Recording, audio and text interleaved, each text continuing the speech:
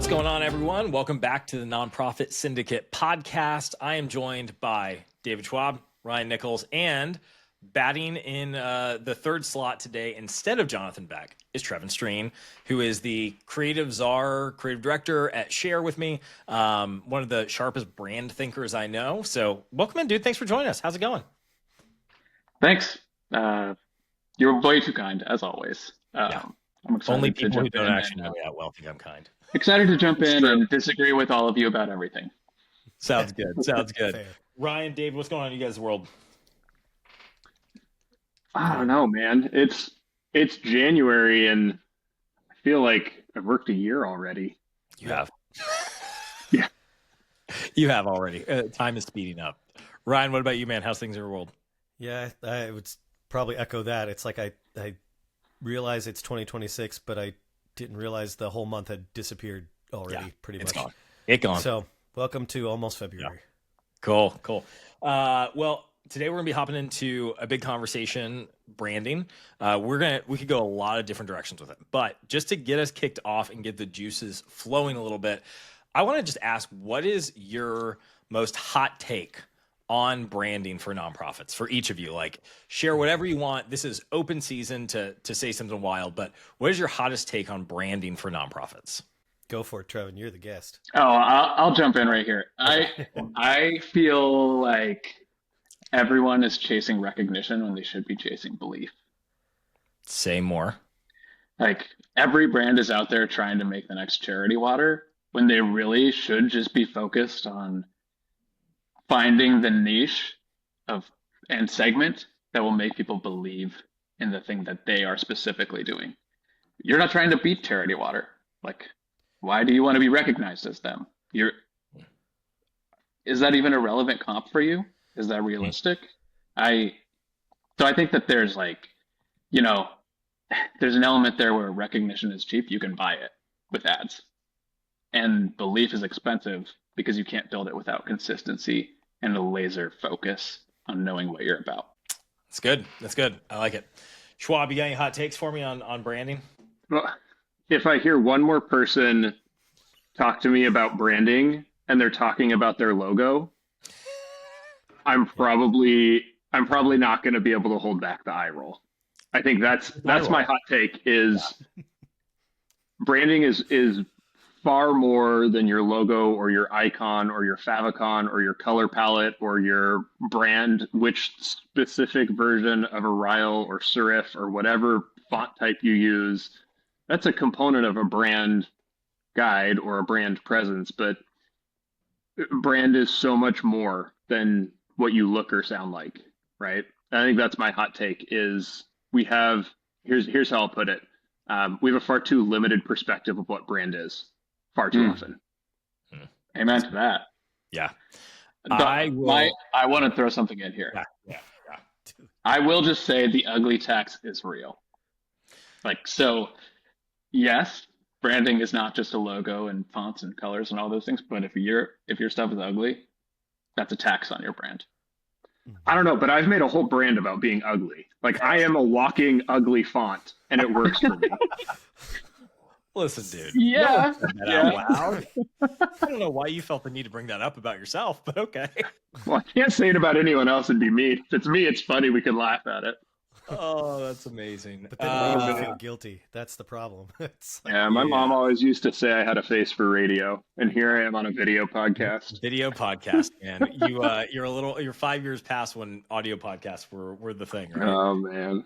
Oh, that's good. My big hot take on branding is, I think that when we think about brand, it's not something to Trevin's point. Like, it's not just the visual identity. It's how people. What is the Bezos quote? Like, it's everything a customer thinks about you. That being said, I think too many nonprofits are far too safe on how they try to brand themselves and create their sense of how people view them in the world.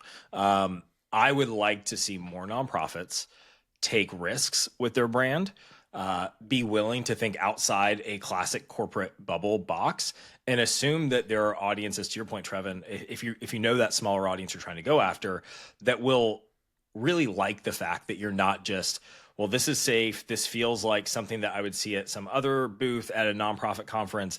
My hot take is that most nonprofit branding is wildly boring and wildly sanitized. And I would like for it to take more risks, have more fun, be more playful, be more edgy, take a stand for something beyond just general do-goodery, because that feels really boring and sanitized. That's my hot take. Yeah, I'd agree. And I'd say, what is it? Nike isn't the swoosh. Mm-hmm. Nike is the company behind the swoosh.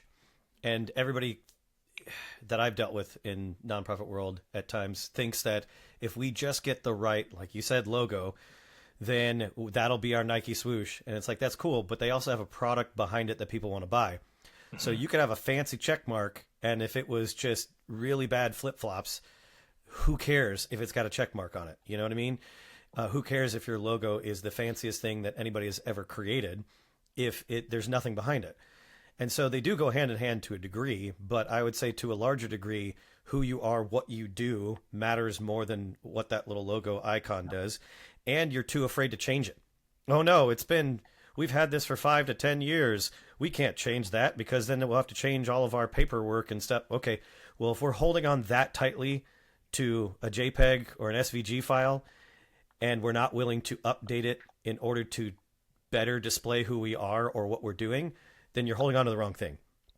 That's why people aren't interested in what you're doing, is you're more focused on, oh, this looks pretty. That's great. Your website can be awesome. And like you said, I loved it, Trevor, look like another nonprofit that you wish you looked like. But, it doesn't mean anything if what you're doing, and if they find out what you're doing, they're like, oh, yeah, I did join that organization, and they're really bad at that. So your swoosh was expensive and your product was terrible.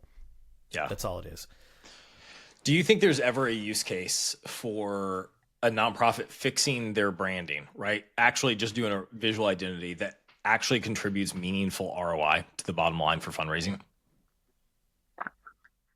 When you say Yes. fix, what do you mean? Yes, but not in the way you're talking about. Okay. Yeah. Say more. Every time I've worked with an organization, particularly a ministry, that has gone through a rebrand, it costs them 3 to 5 years of revenue. Not 3 to 5 years of full revenue, but they see a revenue decline for the next 3 to 5 years. It pisses donors off. It confuses the market, and it changes the message. Sometimes it's necessary. Sometimes it's okay to purge, like, these donors don't align with the direction our business or our ministry is going. That makes sense. Other times, I just want a different logo and I'm ready for a new name, and you're purging 200 years of ministry history, 100 years of ministry history. It's going to take years just to get you back to the point you're at now, between new donor acquisition, donor churn, all of those things. So opposite to what you're saying, where does branding make a tangible impact? Yes, it does, but negatively, which means good branding, consistent branding does have a positive impact. Yeah. As I get further and further into my creative career, I am more and more anti-rebrand. Mostly because of where we've landed around, with everyone fundamentally misunderstands it. Like, you cannot actually rebrand or undertake an exercise when you don't understand the thing. Like, what is it based off of?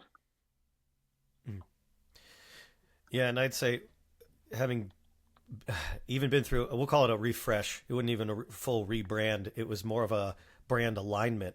Even that took two years of just convincing people that it's okay that the logo is the same color. It's okay that even though we know that Canada loves maple leaves, we don't have to have one in the Canadian logo. Sorry, that's my hot take on Canadian stuff. Yeah. But love Canada. Love you guys. But we're huge in Canada, in case you guys didn't know. Oh, yeah, boy. Totally huge. No, but like just the fact that it took 2 years to align in just consolidation, and then figuring out that 10 different locations said the same thing almost the same way, but basically 10 different ways to say where they served and how they did it. So at that point, if you didn't, to everybody's point, if you don't know what you're doing, as a ministry or an organization, then rebranding is useless. Or expensive, not just useless, potentially useless. However, if I would say 200 years of history is great. Yes, it might be time to update your logo if it has nothing to do with your organization, doesn't basically brand you at all, could be just your name or this and that, but doesn't show who you are. And that might be okay, but that's where you let your donors know and people know ahead of time, hey, we're kind of trying out this, we're going in this direction, bring them on the journey with you. So it's less of a jarring, like, hey, we used to be this company, now we're this company, and we're tightening what we do. If that's all they see, it's like, okay, well, that's not what I signed up for. But if I'm on the journey with you going, hey, we realized over time we set out to do 3 things really well, and we tried to do 50 things terribly. We want to get back to doing things really well. I'm more apt to stick around. So, yeah, there you have it. I can't remember where I heard this, but like your brand should be a mirror, not a monument. Like you're not trying to build the Lincoln Memorial for people to come and visit and be like, oh, this is such a great thing that exists in the world. You're trying to reflect the identity of a group of people so that they can participate in a mission that you're trying to impact with you. Yeah. Yeah. Like that's why brand, I think, is transforming fundamentally more into community-based things than whatever you see on a website or advertisement. Yeah.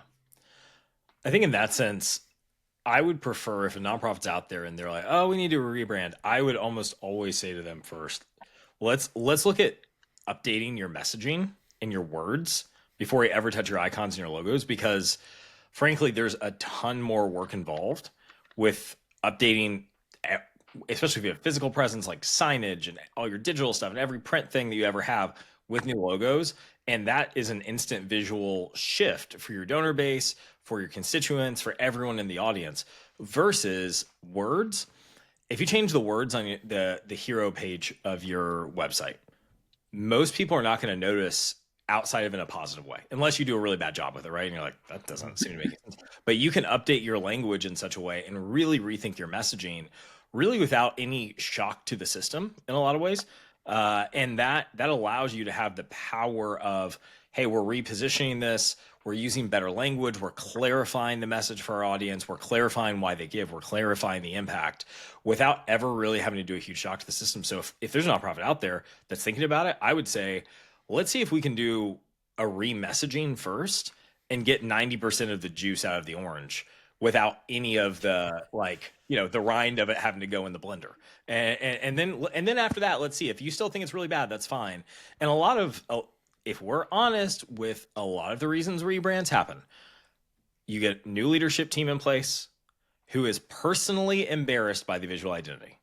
They came from somewhere where it was slick and cool and clean, and they came to this organization like, oh, it's so outdated, and it offends their personal sensibility of aesthetics.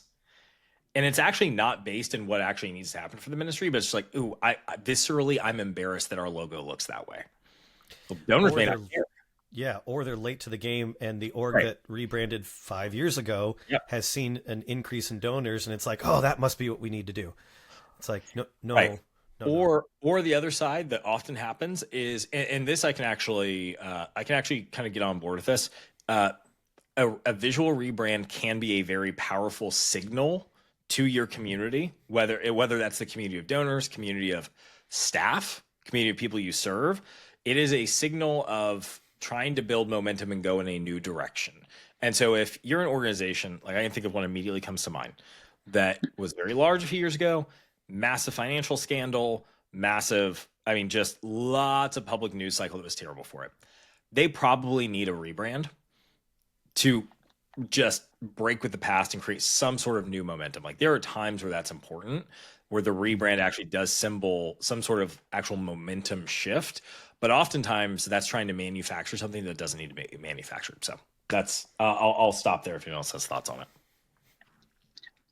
I think that people need to really embrace the idea of brand as reputation and really like think deeply about what that means and what you're doing to affect that. And like how you're thinking about whose reputation you're stewarding where. So your Yeah. programs are touching a different group than your donors versus your employees versus XYZ, this, that, and the other. And most of the time, at least from my observation, everyone's talking to all those people the same. Yeah. But they fundamentally need different experiences if you're going to shape their individual perceptions around what your brand is. What's interesting, at one place I went, it was, I think there's words that are kind of synonymous, but it's like we use the word brand and we think of all the media and all the stuff around it. Instead of, it's really more synonymous with culture. Like if you want a brand refresh, it is a culture shift, whatever that means. And it has to be a full culture shift where it's not just how you look or dress or whatever, but it's how you act, think, speak, the language you use. Are you using the same language when your constituents or like the people who support you or serve with you or whatever go through your program? Do they then speak the same? Do they catch the vision, catch the culture because it's so apparent and clear? Or is one group confused while the other seems to think that they know what's going on? Because maybe the donors come to your website and that looks great, but the people that serve go through your organization and they're like, that's not at all what happened. And so if there's no alignment there, no culture shift, then at some point the whole thing comes down. Schwab, would love to know from your experience on this. Have you seen an example of branding accelerating fundraising?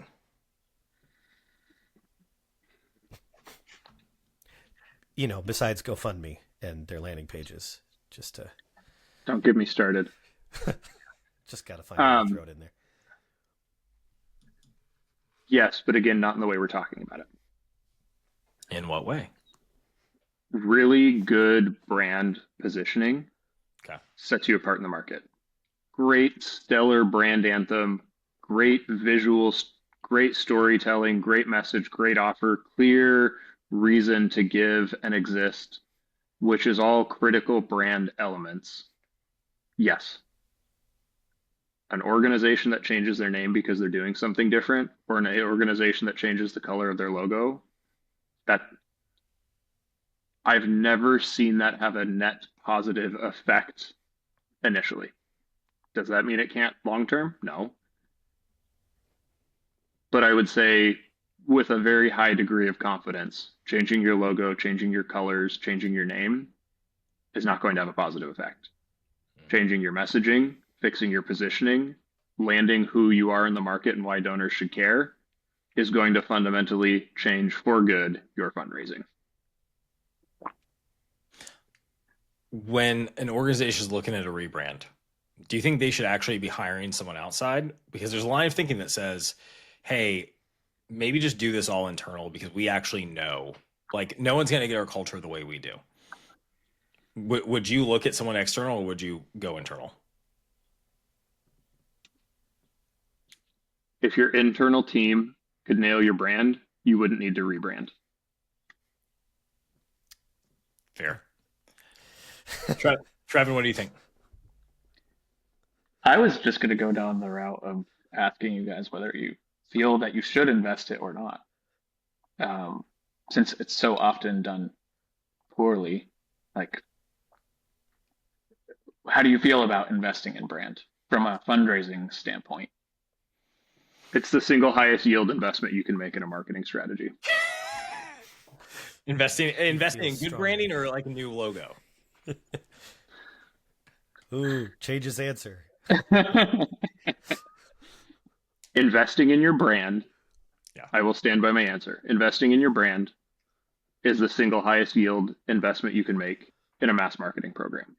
It's not going to match what you can do in a major gift program, but that's not what we're talking about. Right. But again, if you have a really good brand, you have a really good major gift program too. All right. Yeah. Investing in your brand is not changing your name and logo.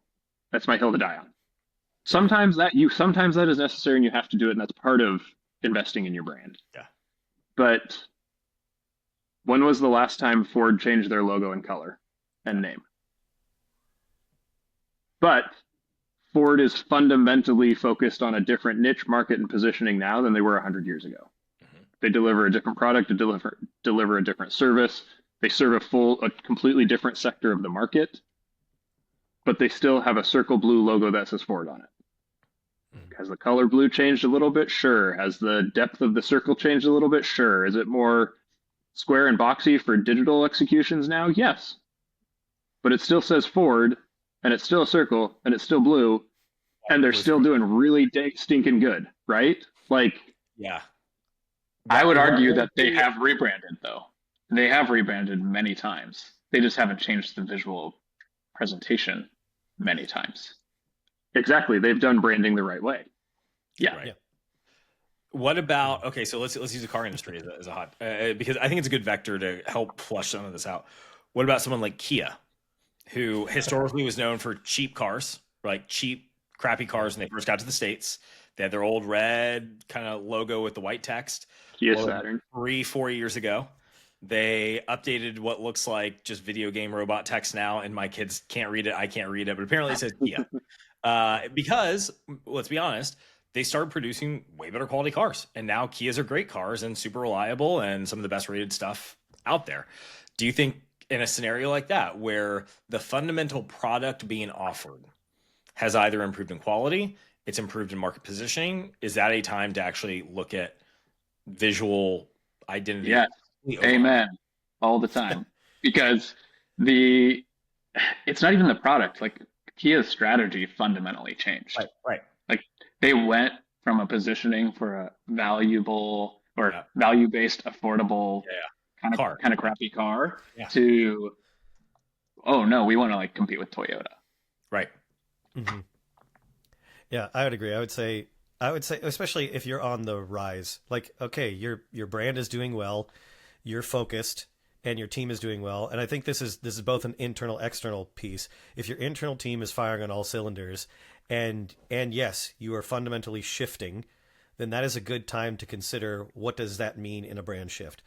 Does that mean and I would call this tweaking. So your example of Ford stuff, they didn't completely run away from the logo, but they polished it. You know, it's like, this is the time to polish what we're doing, remove the rough edges, or bring it into what we're doing now / the future, to where we're still competing with what we're doing now without actually breaking your brand.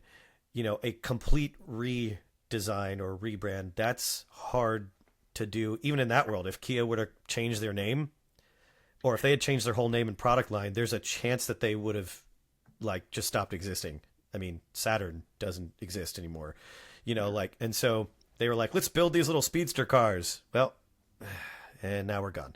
So yeah, I think it's worth. Can we at just that point. talk about what a logo is actually for a second? Like, Yeah. it is for people to be able to identify your unique product and brand with all of the context and storytelling and everything else behind it. So yeah, it doesn't really matter that you can read the Kia logo or not, because you recognize it. I recognize it. I know. And you attach it to everything. Same with the Ford thing. Like, they didn't change their logo because that's how people identified them. Right. That's smart branding. Like, why would you change the way people you identify? You can make the argument that your logo is your most valuable visual asset. Mm-hmm. We can argue about that, but I would agree with that. No, I think that's true. I think your logo is your most valuable visual asset. What else is going to be your most visual asset? Or your most valuable visual asset?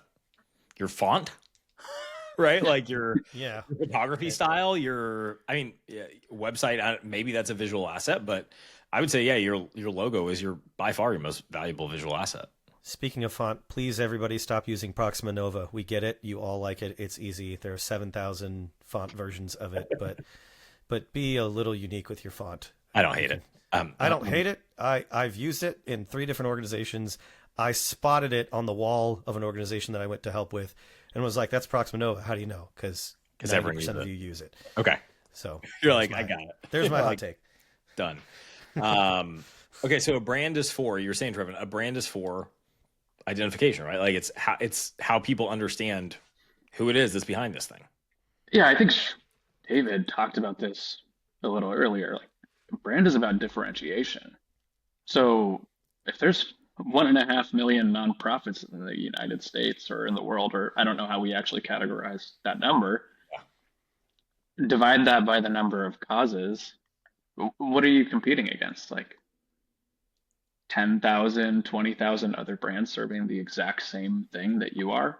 Why, as a donor, should I give you money versus one of the other 19,999?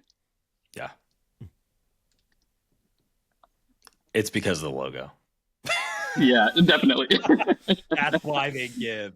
It's really because of the logo. I mean, okay, so I want to get back to something because I think this is something like I understand Schwab where you're coming from.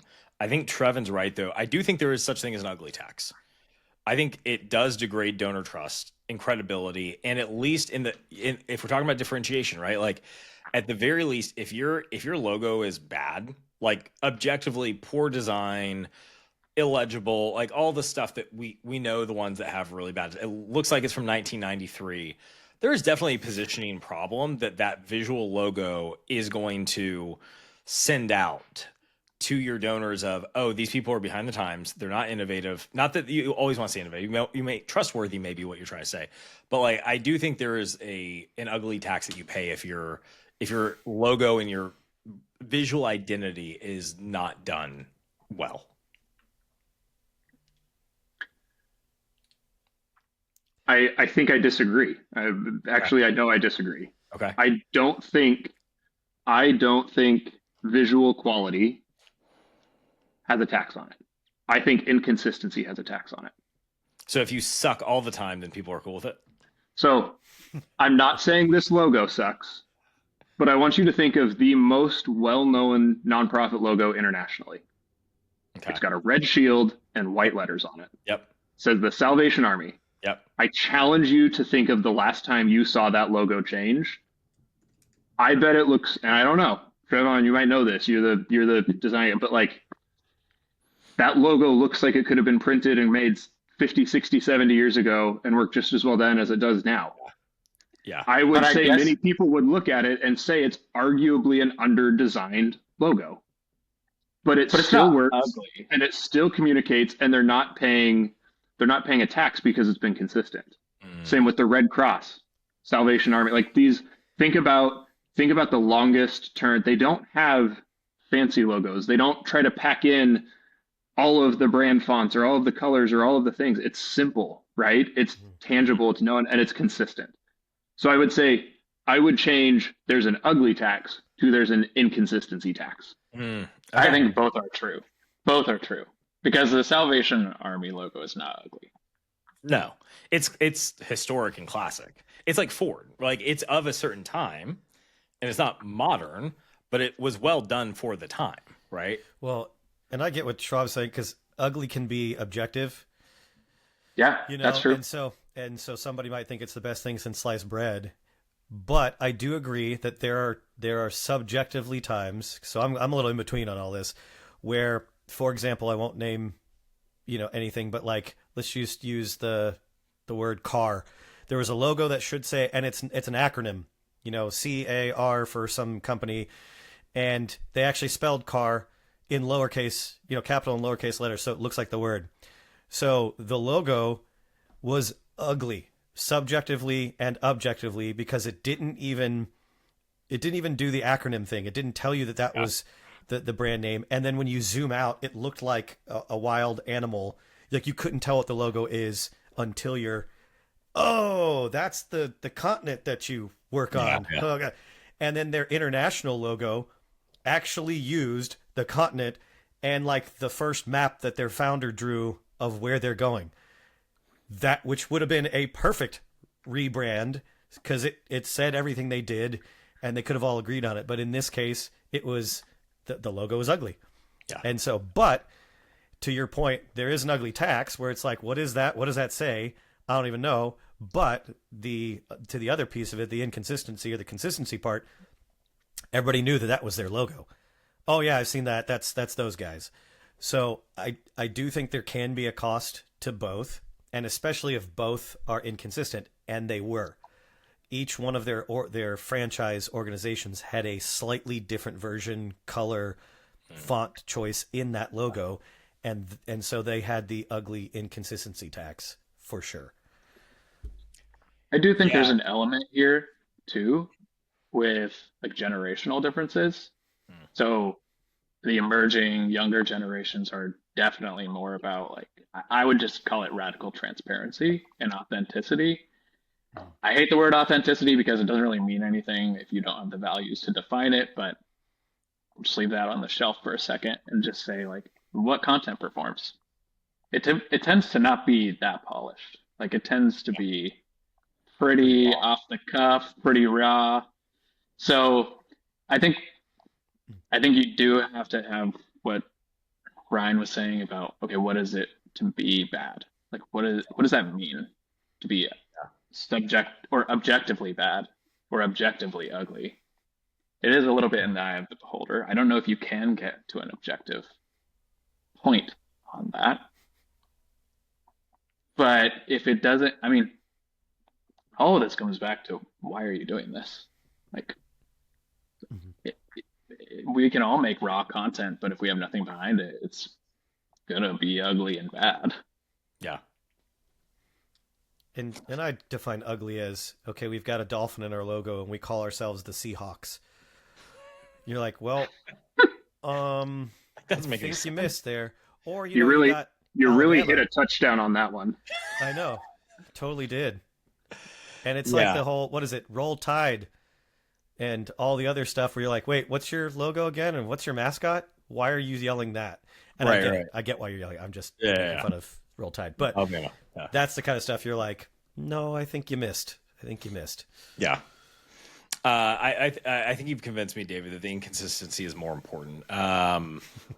I think ugly. Okay, so we're talking visual here for a minute, but if the logo is consistent, okay. But I do think there is something to be said for you can have an old school logo that hasn't been changed very much or that is not trendy or modern or isn't up with the modern design styles.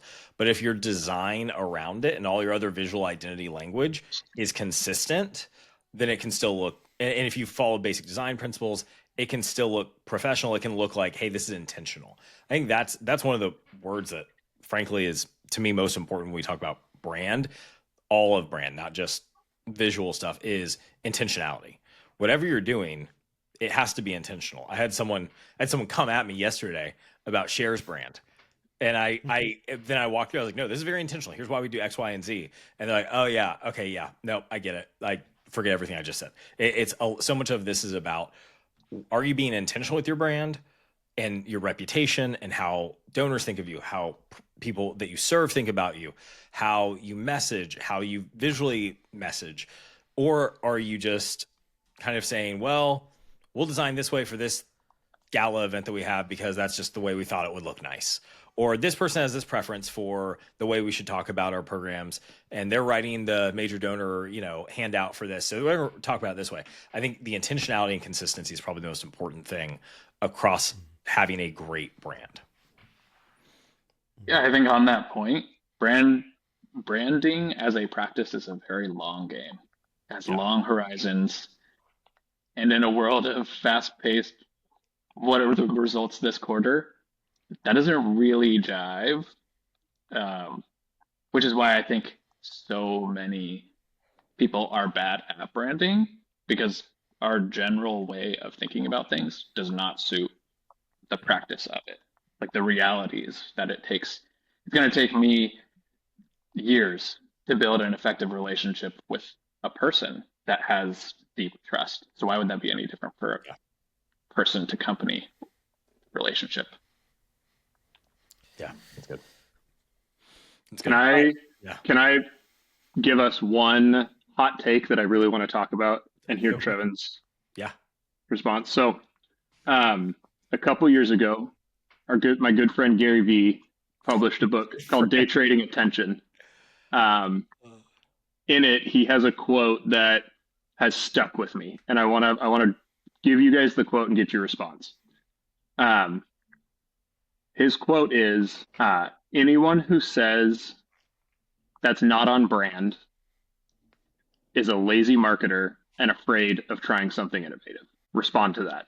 I don't agree with that as a blanket statement, but I understand where it's coming from. Like it's easy to see something new and say, well, that's not on brand. But it's harder. How would I even define that? If you don't know what your brand is, you actually can't use that as a response. Then it's lazy because how would you know? How would you know to evaluate the new thing by? What if we're going to do a new campaign and we don't know what we're about or what we stand for? Like, how would you be able to know if it's on brand or not? So I think it could be both and like it is lazy, but it also isn't. Like I think it's the anyone. Like if you're not a brand champion, which everybody should be in your organization at some point, because that's what you're inviting them in to do is become part of the brand.